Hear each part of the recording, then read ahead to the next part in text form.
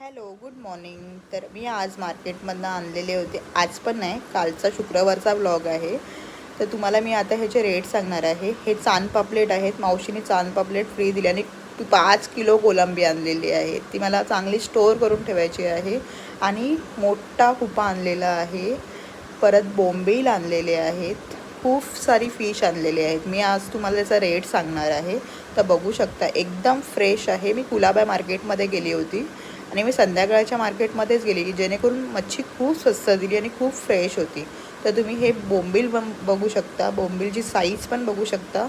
अक्षरशः हे बोंबील मला 200ला पडलेले आहे. 200चे 10 आणि पूर्ण एकदम फ्रेश होते. तर बघू शकता, हे बघा. तुम्हाला एक एक साईज मी दाखवणार आहे बोंबीलची. तर बघू शकता, एकदम फ्रेश होते आणि फक्त घरी येऊन आपल्याला क्लीन करायचे आहेत.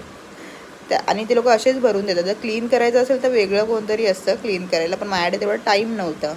तर मी बोंबील घेतलेली आहे. तर बघू शकता, ही 5 किलो कोलंबी आहे. टायगर कोलंबी आहे आणि एकदम फ्रेश आहे. आणि मी कोलंबीचे डोकं काढून घेतलेलं आहे त्या मावशींकडनंच. आणि हा कुपा मासा आहे आणि हा मिनिमम 2 किलोचा आहे कुपा मासा. तो अक्षरशः मला 300ला पडलेला आहे तिकडे.